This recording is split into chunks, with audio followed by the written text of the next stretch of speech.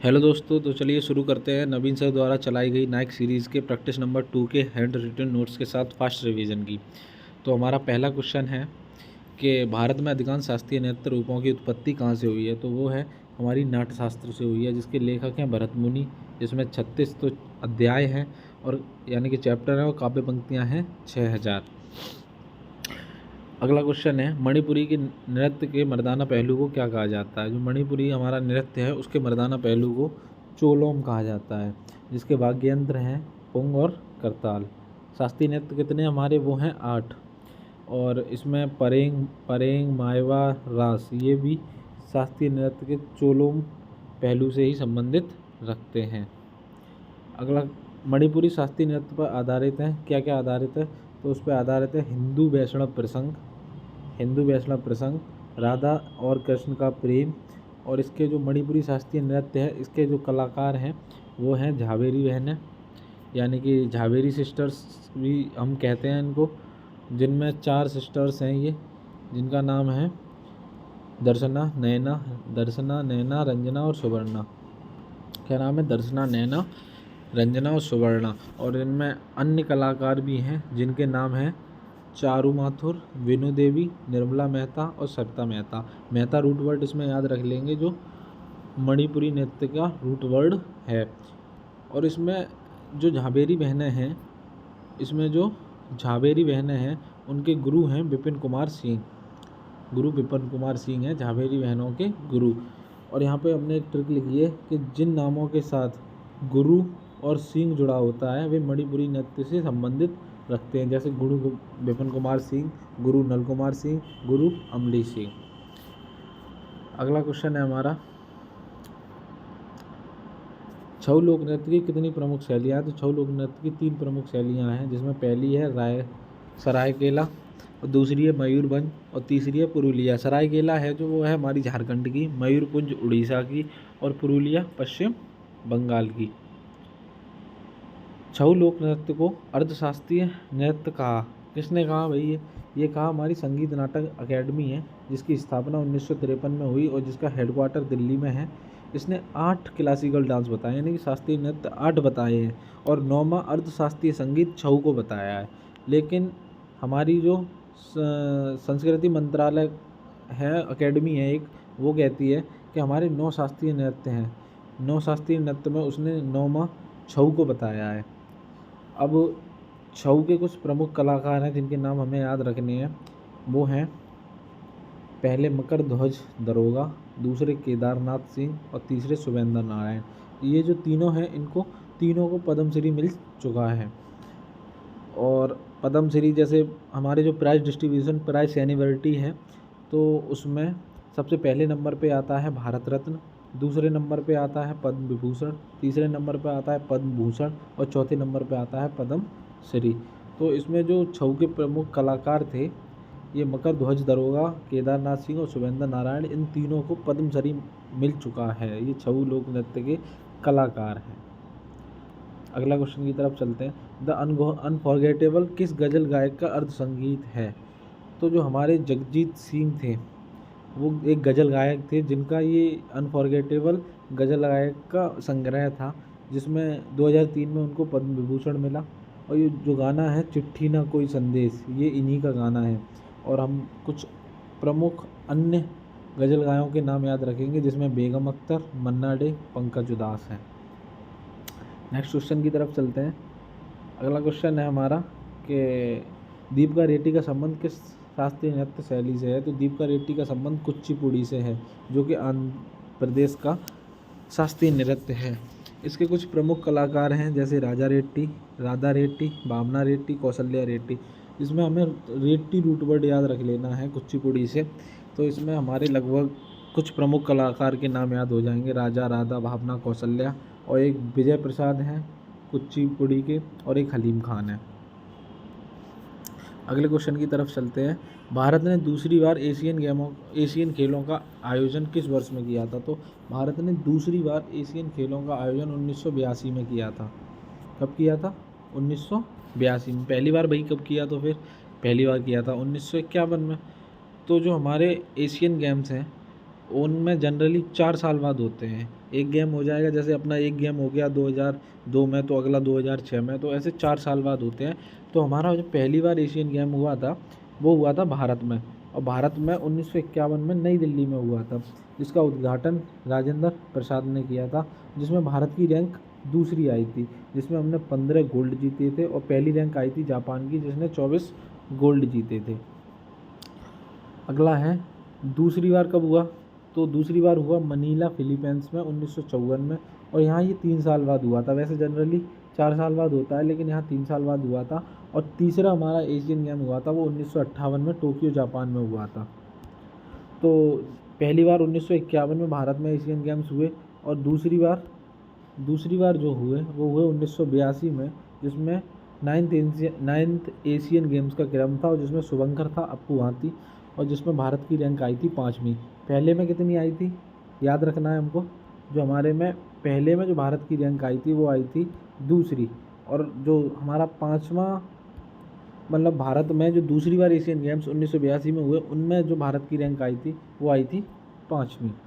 अगला क्वेश्चन है 2023 में एशियन गेम्स, 2023 में जो एशियन गेम्स हुए उनमें जो पहली रैंक आई थी वो आई थी चीन की, और दूसरी आई थी वो भारत की जो आई थी वो आई थी चौथी, जिसमें 107 मेडल हमने जीते थे, जिसमें 28 तो गोल्ड थे, 28 गोल्ड थे, 38 सिल्वर थे, 41 ब्रॉन्ज, जिनको हिंदी में स्वर्ण पदक और इसको सिल्वर को कहते हैं रजत पदक, और ब्रॉन्ज को कहते हैं कांस्य पदक। जिसमें ध्वज फहराया था, ध्वज शुरू किया था वो हरमनप्रीत सिंह हॉकी खिलाड़ी थे, उन्होंने किया, और लवलीन बोरगोहेन ने बॉक्सिंग की प्लेयर थी, उन्होंने किया, और ध्वज समापन किया था PR श्री जेस ने। फुटबॉल विश्व कप का प्रारंभ किस वर्ष में हुआ था, तो फुटबॉल विश्व कप का प्रारंभ 1930 में हुआ था, जिसका आयोजन उरुग्वे में हुआ, जिसकी राजधानी है मॉन्टेविडियो, और विजेता इसमें उरुग्वे ही रहा था, और उपविजेता रहा था अर्जेंटीना। और फुटबॉल का दूसरा विश्व कप 1934 में हुआ, जिसका आयोजन इटली में हुआ, और जिसमें विजेता थे इटली ही विजेता रहा था, इसमें इटली ही विजेता रहा था। जो फुटबॉल होता है हमारा, उसको कौन सी संस्था कराती है, तो उसको भाई फीफा संस्था कराती है, याद रख लेना, जिसकी स्थापना 1904 में हुई थी पेरिस में, फ्रांस में, जिसका हेडक्वार्टर ज्यूरिख स्विट्ज़रलैंड में है। आधिकारिक रूप से ओलंपिक कब शामिल हुए, तो इसकी स्थापना तो 1904 में हो गई थी, और ये आधिकारिक रूप से 1908 में शामिल हुए ओलंपिक्स में। सबसे ज़्यादा बार इसका फुटबॉल वर्ल्ड कप टूर्नामेंट जो विश्व कप है वो जीता है ब्राज़ील ने। किसने जीता है, ब्राज़ील ने। 2022 में जो फुटबॉल वर्ल्ड कप हुआ था उसको अर्जेंटीना ने जीता था, और जिसको फ्रांस को हरा के इसने जीता था, जिसका आयोजन कतर में दोहा में हुआ था। ठीक है जी, याद रख लेना है। 2026 में जो फुटबॉल वर्ल्ड कप होंगे वो कहाँ होंगे, तो वो होंगे कनाडा, मैक्सिको और USA में। अगला क्वेश्चन है प्रथम राष्ट्रमंडल खेलों का आयोजन किस वर्ष हुआ। जो हमारे राष्ट्रमंडल गेम्स होते हैं उनको हम कॉमनवेल्थ गेम्स भी कहते हैं, जिसमें पहली बार हुआ था 1930 में, और फुटबॉल वर्ल्ड कप भी शुरू हुआ था 1930 में, जिसमें हैमिल्टन कनाडा में हुआ था 1930 में, और दूसरा जो हुआ था वो लंदन में हुआ था, और सबसे ज़्यादा बार किसने जीता है, ऑस्ट्रेलिया ने जीता है। 2030 में 100 साल होने पर, यानी कि 1930 में शुरू हुआ था और 2030 में से 100 साल पूरे हो जाएंगे, तो ये हैमिल्टन में ही होंगे। किस में होंगे, हैमिल्टन में ही होंगे। भारत में राष्ट्रमंडल यानी कॉमनवेल्थ गेम्स 2010 में नई दिल्ली में हुए थे। भारत में कब हुए थे, 2010 में नई दिल्ली में, जिसमें भारत ने, इनमें जो रैंक थी भारत की वो चौथी रैंक आई थी, जिसमें 61 मेडल जीते थे। 61 में 22 स्वर्ण पदक, 16 सिल्वर पदक और 23 ब्रॉन्ज पदक हमने जीते थे। अगला क्वेश्चन है Narendra Modi a political biography किसके द्वारा लिखी गई है। नरेंद्र मोदी के ऊपर जो एक पॉलिटिकल बायोग्राफी पुस्तक है वो एंडी मरीनो ने लिखी है, जो कि ब्रिटिश की एक राइटर है, और अन्य पुस्तक भी लिखी गई हैं, जिसमें दमन सिंह लिखी है 9x9 द्वारा, राघव बहल सुपर सेंचुरी, और नरेंद्र मोदी द्वारा लिखी गई हैं कुछ इम्पोर्टेंट पुस्तक एग्ज़ाम वॉरियर, साक्षी भाव, ज्योति पुंज, letter of mother, award of love, और अगली है सोशल हारमनी। कौन सी है, सोशल हारमनी। नेक्स्ट क्वेश्चन की तरफ चलते हैं। भारत राज्यों का एक संघ होगा। भारतीय संविधान यूनियन शब्द का किस देश के संविधान से ग्रहण किया गया है? किस देश के संविधान से ग्रहण किया गया है? तो वो कनाडा के संविधान से ग्रहण किया गया है। और संघात्मक व्यवस्था और विशिष्ट शक्तियाँ भी कनाडा के संविधान से ही ग्रहण की गई हैं। यूएसए के संविधान से क्या क्या सोर्स लिए गए हैं, क्या क्या ग्रहण किया गया है? तो यूएसए के संविधान से न्यायिक पुनर्वलोकन, मौलिक अधिकार, उपराष्ट्रपति, राष्ट्रपति पर महाभियोग, स्वतंत्र न्यायपालिका, विधि के समान संरक्षण, ये इम्पोर्टेंट कुछ पॉइंट्स जो कि यूएसए के संविधान से हमने लिए हैं, अपने संविधान में शामिल किए हैं। भारत में राज्य के नीति निर्देशक तत्वों DPSU को किस संविधान से लिया गया है? तो आयरलैंड के संविधान से लिया गया है, जिसमें कुछ और इम्पोर्टेंट लिए गए हैं, जिसमें राष्ट्रपति का निर्वाचन की विधि, राष्ट्रपति द्वारा राज्य में 12 सदस्य नामित, DPSP हैं वो आर्टिकल 36 से 41 तक हैं, और शैक्षणिक संस्थानों के लिए राज्य द्वारा अनुदान, ये भी हमारा आयरलैंड से लिया गया है। नेक्स्ट क्वेश्चन की तरफ चलते हैं। तो भाई ब्रिटेन के संविधान से क्या क्या लिया गया है? तो एकल नागरिकता और संसदीय प्रणाली ब्रिटेन के संविधान से लिया गया है। जापान के संविधान से क्या क्या लिया गया है? तो विधि द्वारा स्थापित प्रक्रिया यानी कि CRPC, वो हमारा जापान के संविधान से लिया गया है। और जर्मनी के संविधान से क्या क्या लिया गया है? तो जर्मनी के से लिया गया है आपातकालीन शक्तियाँ।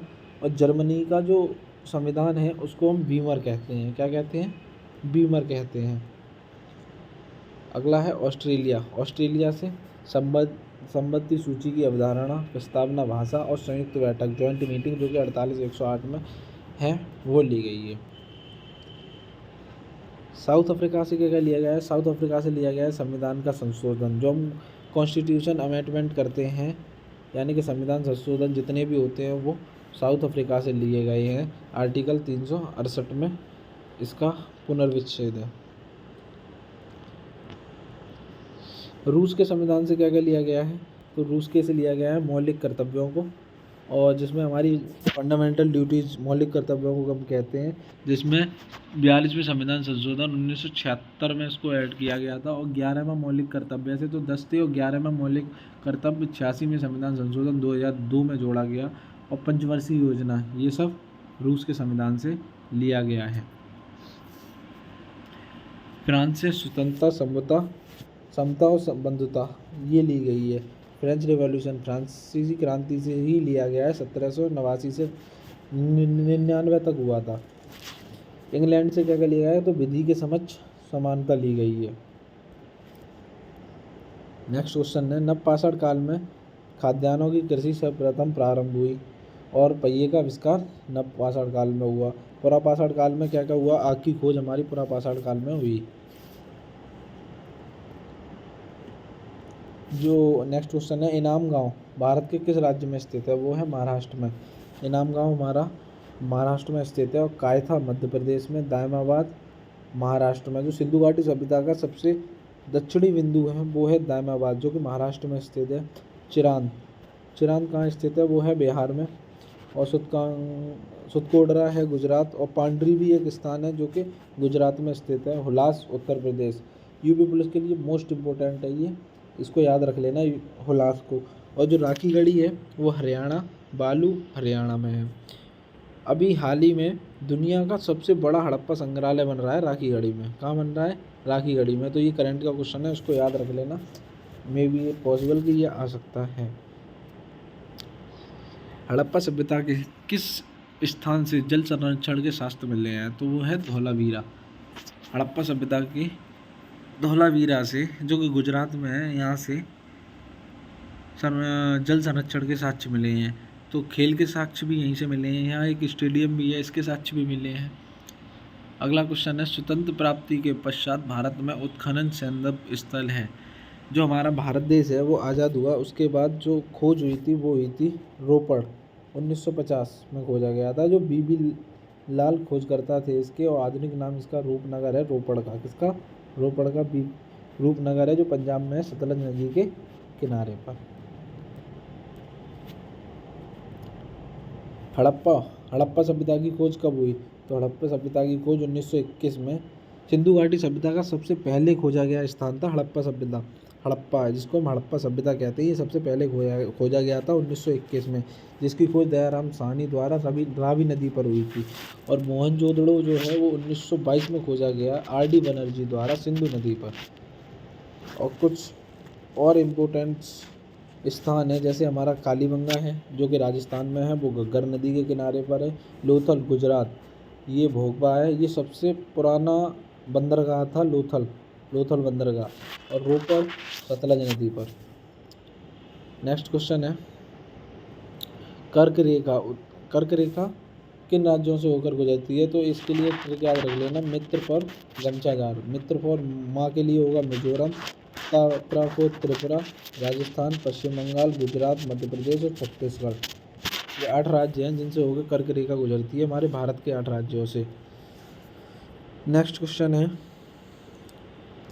कर्क रेखा का सबसे नज़दीकी शहर, जो हमारी कर्क रेखा है उसका सबसे नज़दीकी शहर है वो है रांची झारखंड और जबलपुर मध्य प्रदेश। MP का हाई कोर्ट भी जबलपुर में ही है। 23 डिग्री 11 मिनट पे ये स्थित है कर्क रेखा के।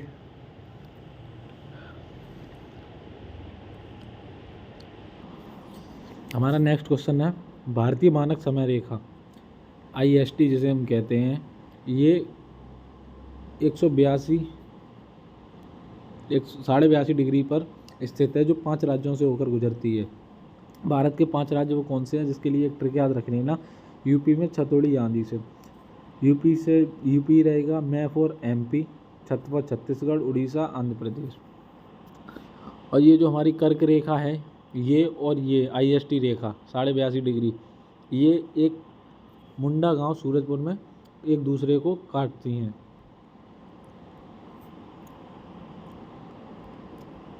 अगला क्वेश्चन है हमारा नेक्स्ट क्वेश्चन है कौन सा एक स्थान भारतीय मानक समय उत्तर रेखा के सबसे नज़दीक है? तो उत्तर प्रदेश का मिर्ज़ापुर इसके सबसे नज़दीक है। नेक्स्ट क्वेश्चन है भारत की 7 बहनें किन राज्यों को कहा जाता है? तो भारत की 7 बहनें मेघालय, अरुणाचल प्रदेश, असम, मणिपुर, नागालैंड, मिजोरम, त्रिपुरा को 7 बहनें कहा जाता है, जिनका एक भाई जिसे बोला जाता है 7 सिस्टर्स ऑफ ब्रदर्स, सिक्किम को कहा जाता है। सबसे बड़ा एरिया जिसमें अरुणाचल प्रदेश का है इन 7 राज्यों में। नेक्स्ट क्वेश्चन है कि 1972 में ज्योति प्रसाद सैकिया के द्वारा ये नाम रखा गया था भारत की 7 बहनें।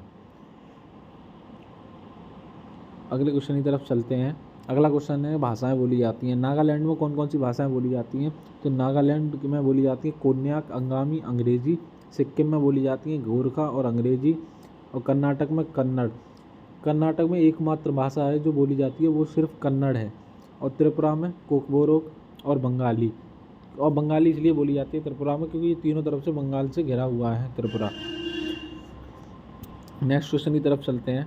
नेक्स्ट क्वेश्चन है हमारा भारत में कुछ निम्नलिखित कथन है, जैसे भारत जनसंख्या में दूसरा स्थान है, जो भारत का है स्थान है जनसंख्या में वो विश्व में दूसरा है। क्षेत्रफल की दृष्टि से ये 7वां है, जिसके लिए एक ट्रिक याद रखेंगे, रुख चीन अब आया भारत। तो रुख फॉर रूस कनाडा, चीन, आ फॉर ऑस्ट्रेलिया, बा फॉर ब्राज़ील और आ फॉर एक मिनट, ये ट्रिक याद रख लेना। और विश्व का 2.4% भाग, ये विश्व का 2.4% भाग है। भारत पूरी तरह से उष्णकटिबंधीय और उपोष्णकटिबंधीय क्षेत्र है। किस पंचवर्षीय योजना में ज़्यादा तेज धारणीय समावेशी समृद्धि पर जोर दिया गया? तो वो थी 12वीं पंचवर्षीय योजना, 2012 से 2017 तक चली, जिसे जो 2017 तक पूरी नहीं चल पाई थी, 2015 में ही बंद करनी पड़ी नरेंद्र मोदी की सरकार द्वारा, जिसका मॉडल है श्रीरंगराजन। 11वीं और 12वीं पंचवर्षीय योजनाओं का मॉडल श्रीरंगराजन मॉडल है, जिसकी लक्ष्य प्राप्ति थी 8.2%, जिसमें हमने प्राप्त किया था 6.8%। समय से पूर्व बंद कर दिया गया 2015 में। 90% परिवारों को बैंकिंग सेवाओं से जोड़ना था, जो कि पूरा नहीं हो पाया था।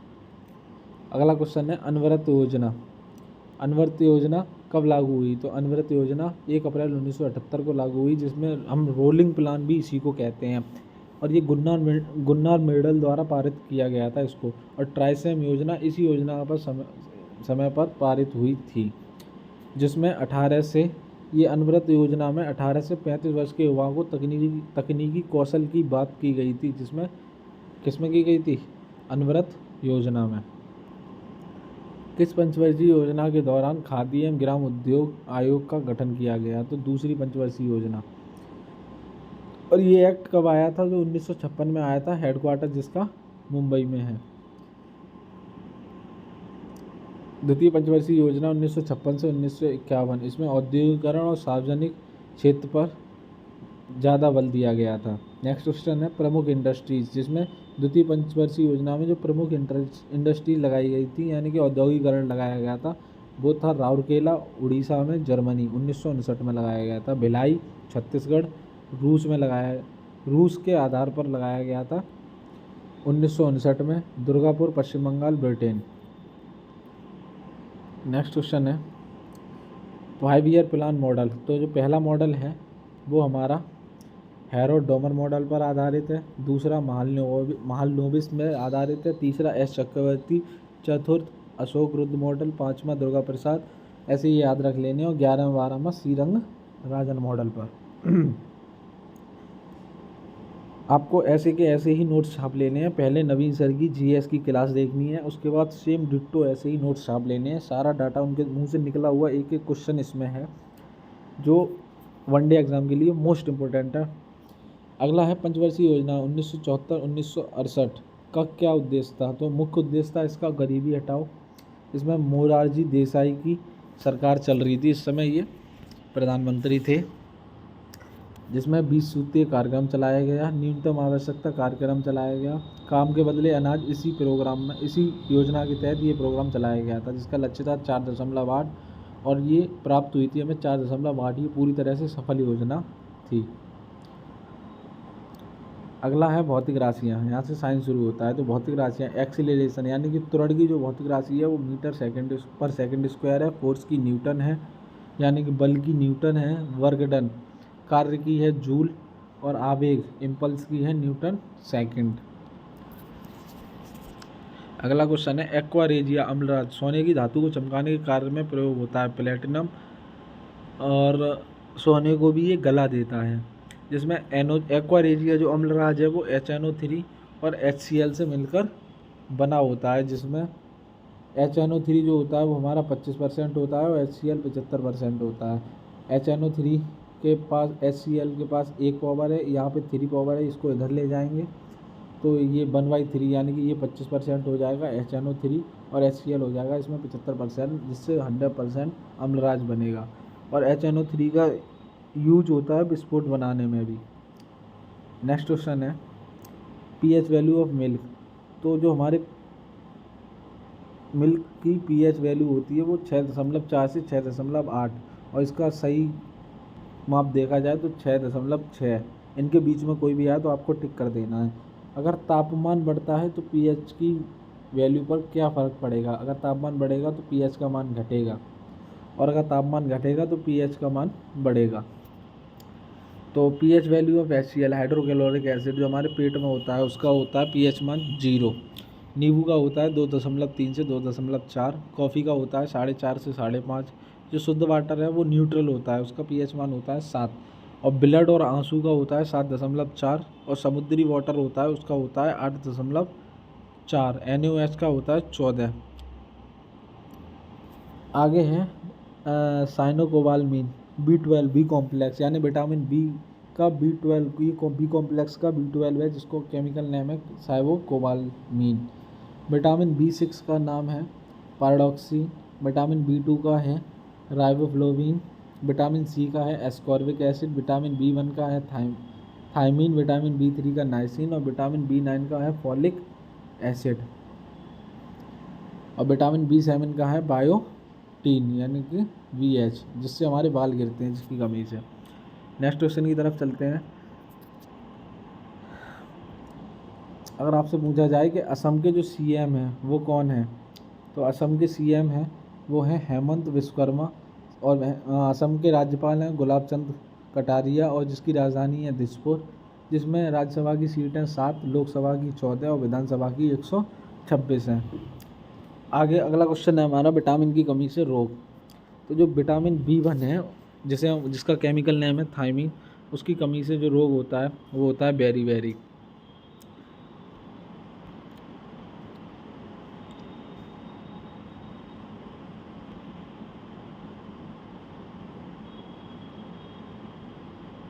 और विटामिन D की कमी से सूखा रोग, हड्डी कमज़ोर हो जाती है इसमें। विटामिन K की कमी से रक्तस्राव, सिग्निफिकेंट ब्लीडिंग होती है। विटामिन E की वजह से कमी से बांझपन होता है। और विटामिन B3 जिसका केमिकल नेम है नियासिन, जिसकी वजह से क्वेलाग्रा। विटामिन A की वजह से रतौंधी, नाइट ब्लाइंडनेस। और विटामिन C की वजह से स्कर्वी। नेक्स्ट क्वेश्चन है पूर्वोत्तर भारत के नेचुरलोपैथी हॉस्पिटल की नींव कहाँ रखी गई है? तो वो रखी गई है डिब्रूगढ़ में, असम में है डिब्रूगढ़, जिसका उद्घाटन भारत के केंद्रीय आयुष मंत्री सबनिंद सोनोवाल ने किया है। किसान उदय योजना कौन से राज्य में चलाई गई है? तो वो यूपी में चली है। 2024 के लोकसभा चुनाव में सुमन गिल को किस राज्य का स्टेट आइकन बनाया गया है? तो वो बनाया गया है पंजाब का, जिसमें 18वें लोकसभा इलेक्शन के लिए 7वें चरण में समाप्त होंगे। ये 7 चरणों में समाप्त होंगे। चुनाव आयोग ने अपना ब्रांड एम्बेसडर किसे बनाया है? तो उसने बनाया सचिन तेंदुलकर को। और नेशनल आइकन किसको बनाया है चुनाव आयोग ने? तो उसको बनाया है पंकज त्रिपाठी को बनाया है। किनको बनाया है? पंकज त्रिपाठी को बनाया है। मुख्य निर्वाचन आयुक्त कौन है अभी? जो चीफ इलेक्शन कमीशन है, जिसको CEG बोला जाता है, वो हमारे हैं श्री राजीव। नेक्स्ट क्वेश्चन है, लास्ट क्वेश्चन है, स्टेट आइकन ऑफ बिहार की स्टेट आइकन कौन बनी है? तो वो बनी है मैथिली ठाकुर। आपके लिए होमवर्क के लिए जो क्वेश्चन दिया था नवीन चंद ने, वो ये है कि हाल ही में भारत के 2 अन्य चुनाव आयुक्त कौन नियुक्त हुआ है? तो इसका आंसर आपको कमेंट में करना है। धन्यवाद, बने रहिए। अगली नेक्स्ट क्लास के लिए हमारे चैनल को सब्सक्राइब कर लीजिए और आने वाली नई अपडेट के लिए बेल आइकन्स ज़रूर दबाएं। धन्यवाद।